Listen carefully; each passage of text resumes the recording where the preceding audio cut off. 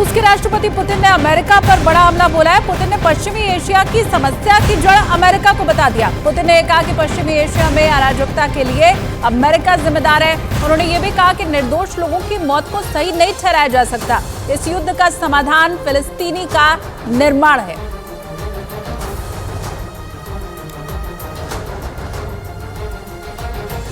उधर WHO के द्वारा भेजी गई राहत सामग्री से भरा एक ट्रक सोमवार को गाजा के खान यूनिस अस्पताल में दाखिल हुआ, जिसे देखकर वहां मौजूद लोगों ने थोड़ी राहत की सांस ली। हालांकि लोगों ने बताया कि ये रसद जरूरत के मुकाबले बहुत कम है, लेकिन फिलहाल गाजा के लोगों के लिए ये किसी बड़ी राहत से कम नहीं है, क्योंकि इजरायल के हमले में गाजा पूरी तरह बर्बाद हो चुका है। वहाँ लोगों के सामने खाने का संकट भी मंडराने लगा है। कई जगहों पर ईंधन खत्म होने के चलते बिजली की सप्लाई भी बंद हो चुकी है। इजरायल ने दावा किया कि उसने वेस्ट बैंक में की गई एयर स्ट्राइक में इजरायल की सेना के खिलाफ काम करने वाली जेनिन ब्रिगेड के प्रमुख को मार गिराया।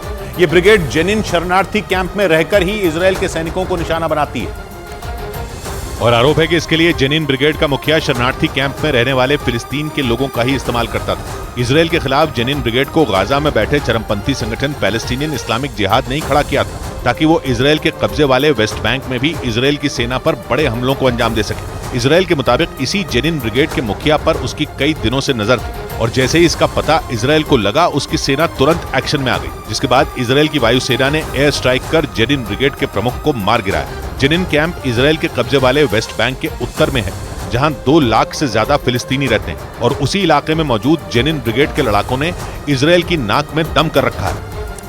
उधर हमास से जारी युद्ध के दौरान एक प्रेस कॉन्फ्रेंस में इजरायल के प्रधानमंत्री बेंजामिन नेतन्याहू ने यूएन के प्रस्ताव पर भारत के रुख की तारीफ की।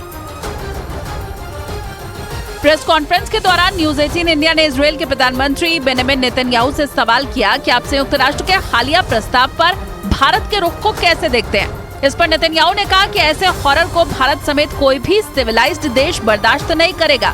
Powerful condemnation of the horrors that were committed here, that are horrors that no civilized country, including your country and so many others.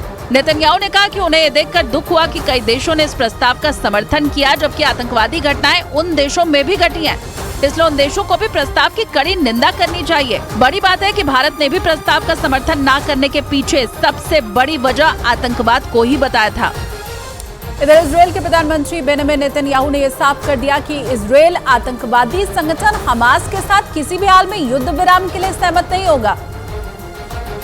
Benjamin Netanyahu ने कहा कि इजरायल लड़ेगा और इस युद्ध में जीतेगा। नेतन्याहू ने कहा कि हमास ने 33 बच्चों सहित 200 से ज्यादा लोगों को बंधक बना रखा है। हमास फिलिस्तीनियों का इस्तेमाल कर रहा है। नेतन्याहू ने कहा कि इजरायल हमास के साथ युद्ध विराम के लिए सहमत नहीं होगा। ये युद्ध का समय है और इजरायल आतंकी ताकतों के खिलाफ खड़ा रहेगा। मतलब इजरायल ने यह साफ कर दिया है कि वो हमास का खात्मा किए बिना नहीं रुकेगा।